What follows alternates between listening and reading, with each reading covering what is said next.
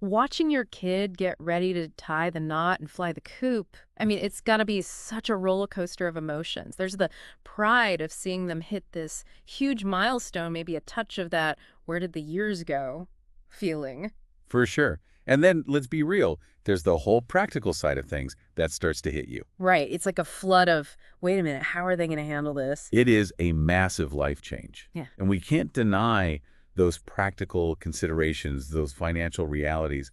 Those are huge for helping them get off to a solid start as a couple. Hmm. We actually dug into this awesome guide that walks through all those money matters that your child's going to be facing. Perfect timing, right.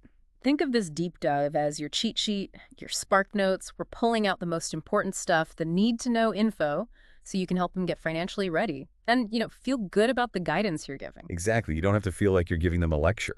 No lectures here. This guide, it's like the ultimate handbook. It covers everything. We're talking those upfront costs of setting up their first place all the way to the long game, building a secure financial future together. It's a lot to take in. It really is. So our goal today for you listening is to break it all down, distill it, no overwhelm, just the tools you need to have those crucial conversations with your kid, without sounding like a broken record. Definitely. So with so much to unpack, where do we even begin? Let's start with the immediate stuff, right? What's hitting them financially right off the bat? Okay, the here and now. Right. They're going to have those upfront one-time costs, like the obvious moving expenses. Hmm. But then there are things like security deposits. Right, security deposits. That's a chunk of change you pay up front, usually refundable, meant to cover any damage beyond normal wear and tear. Like if you, I don't know, accidentally put a hole in the wall. Exactly. Mhm. And then there's the furniture. Do they need to buy everything from scratch? Dishes, pots and pans, even those basics add up fast. I remember when I moved out, I totally spaced on things like, a shower curtain. Happens to the best of us. And beyond those initial costs, they'll be facing those ongoing shared expenses. Rent, utilities. The everyday stuff. Right. This guide stresses making a detailed budget. Really figuring out how much they'll spend on things like rent, electricity, water, internet. Groceries, insurance. Oh, and let's not forget some fun money, too, for going out hobbies. That discretionary spending. Gotta have a little breathing room. Absolutely. But that brings up a point that can be kind of tricky, maybe even a little awkward to talk about. How do they actually split all those shared expenses? Yeah, that's a big one. Who pays what? The guide mentions a couple ways to do it. You've got the straightforward 50-50 split. Or they could split things proportionally based on what each person makes. So if one person earns more, they chip in a bit more for the shared costs. Exactly. But there's no magic formula here. What feels fair to one couple might not work for another. It's all about finding what works for them, a system that feels transparent, So they both feel good about it. Right. That's going to prevent resentment down the line, strengthen their partnership. Makes sense. Okay, so they've got those immediate costs, the recurring bills, and they've figured out how to share the financial load.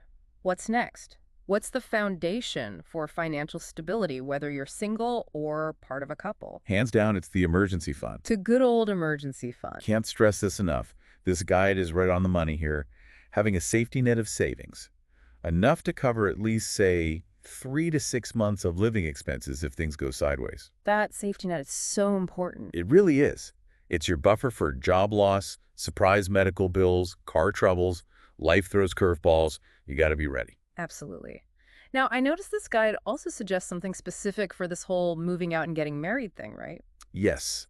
They actually recommend setting aside a smaller emergency fund, specifically for the moving and setup phase. So like a mini emergency fund just for the move itself. You got it. It helps cushion those unexpected costs that can pop up during the move. That's smart. Like you suddenly realize you need a new fridge or something. Or the movers end up charging more than you expected. It's just an extra layer of protection when finances can feel tight. Love that. Okay, so they've tackled those upfront costs, they're working on the budget, and they're building that financial cushion. What's next? What's usually the biggest financial hurdle for new couples setting up a home? It's got to be housing. That's usually the big one. The roof over their heads. Right. Now, if they're renting, the guide points out, it's not just about the monthly rent payment. You got to factor in things like, remember, those security deposits. Which can be a lot, and you don't get it back right away. Right, got to wait till the lease is up. And then there might be administrative fees, moving fees. Yeah. Landlords can have all sorts of charges. It's worth reading that fine print. For sure. And if they're thinking about buying a home, things get even more complicated. Oh, yeah. Homeownership, that's a whole other ballgame. It is. You're talking about saving for a down payment, which can be a massive undertaking. Then there are closing costs, which are all those fees that come with finalizing a mortgage, Yeah. appraisal fees, title insurance, all sorts of stuff. And then once they have the house, there are those ongoing expenses like property taxes. Right. And let's not forget about potential repairs and maintenance. When you own, you can't just call the landlord if the roof leaks. Nope, that's coming out of your pocket.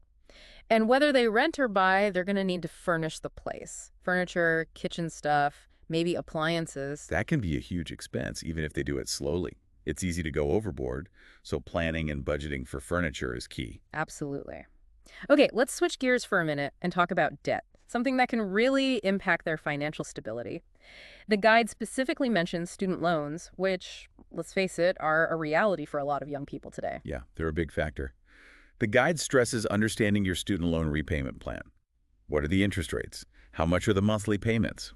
How much do they still owe in total? It's all got to be factored into the budget. Definitely. It impacts how much they can save for other things, too. And then there are credit cards. Yeah. So easy to use, but they can be dangerous if you're not careful. Absolutely. The guide has some pretty strong advice about credit card debt. Basically, avoid it like the plague. Sound advice. Pay your balances in full every month. That's the key takeaway. If you let interest charges pile up, things can spiral out of control quickly, especially when they're juggling all these other new expenses. And what about any debt they might be bringing into the relationship?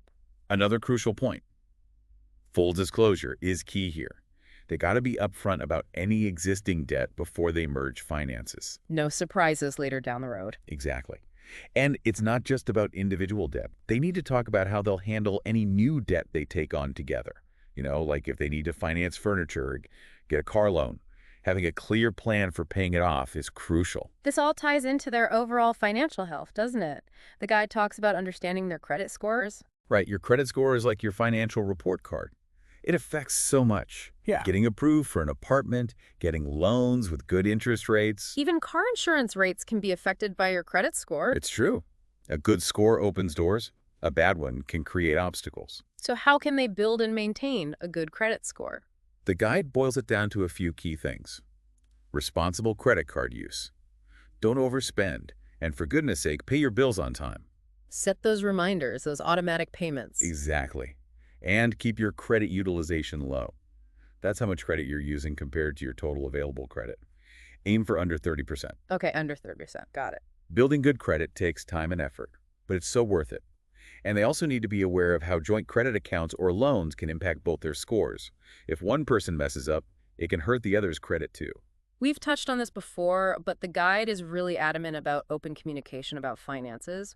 Why is that so important for a healthy relationship? Well, money problems are one of the biggest sources of stress and arguments for couples.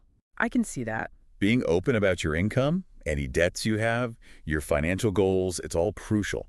When couples aren't on the same page about money, it breeds resentment, misunderstandings. It can really snowball. It really can. So how do they actually manage their money together, practically speaking? The guide talks about different ways they can set up their accounts. Like joint accounts, separate accounts. Yeah, it walks through the pros and cons of each approach. Some couples love the simplicity of a joint account for everything. Others prefer to keep some financial independence with separate accounts and maybe have a joint account just for shared bills. Like a hybrid approach. Exactly. There's no right or wrong as long as they find a system that works for them, allows them to work towards shared goals, but also have some individual financial freedom. And who actually takes care of the bills, the budgeting, all that.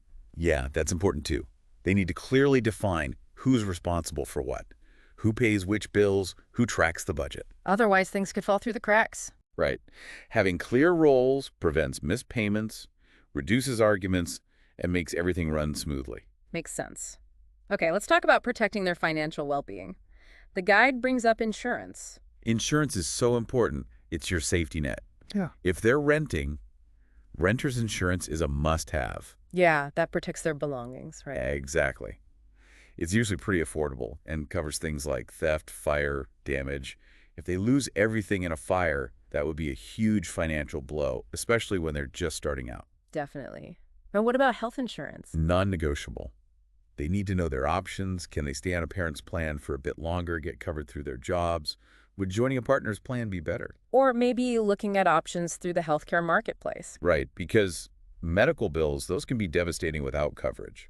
The guide also mentions life insurance. Seems a little early for that, doesn't it? They're just starting out. Maybe not the top priority, but definitely worth thinking about, especially if they have any shared financial responsibilities or are planning for the future, like if they take out a mortgage or decide to start a family. So it's more about providing that financial safety net for the other person if something were to happen. Exactly. It's about protecting each other's future. Okay, they're insured, they have a budget, they're communicating about money. What about the day-to-day costs of actually running a household? Those little things add up fast. They got to plan for things like utility bills, electricity, water, internet, Yeah. and any subscription services they might have. Like streaming services, gym memberships. Yeah, all that. And if Yeah. they're renting, it's crucial to understand the lease agreement. What are they responsible for? Who handles those minor repairs? The landlord or them? Right. Knowing that upfront can avoid surprises. Okay, so they're managing the day-to-day. Now, what about looking ahead? The guide talks about setting financial goals. Setting goals is so important, both short-term and long-term. It gives you direction, keeps you motivated. Absolutely. Short-term goals might be paying off a small debt, fully funding that emergency fund, saving for a honeymoon. Those more immediate goals. Right. But long-term goals are just as important. Saving for a down payment, planning for a family, and this is huge, starting to save for retirement. Retirement seems so far off when you're young, though. Why is it so important to start early? Compounding. It's like magic. Even small amounts saved in your 20s can grow exponentially over time. Time is on your side. It really is. Even something like $50 a month can turn into a significant sum by the time you retire. It's about planting those seeds early. Gotcha. Speaking of looking ahead, the guide also mentioned something that might be a little uncomfortable to think about: estate planning.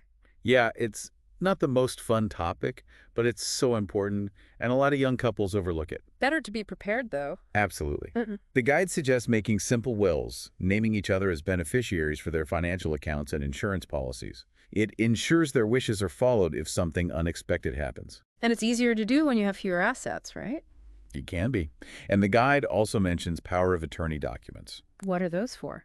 It allows one partner to make medical and financial decisions for the other if they become incapacitated and can't do it themselves.